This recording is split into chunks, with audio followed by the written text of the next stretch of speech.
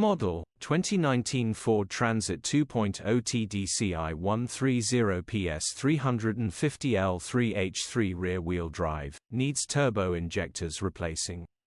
Body, white, fridge. Mileage, 105,853. MOT, the 12th of June 2024.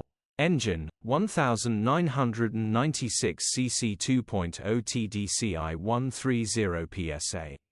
Transmission, 6-speed manual, rear-wheel drive.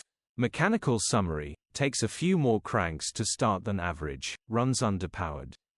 Needs multiple injectors replacing. Turbo needs replacing. Check engine light on the dash. Condition summary, bodywork is very clean. Interior is extremely clean and tidy. Rear load area is extremely clean and tidy, very well looked after van. First to see will definitely buy.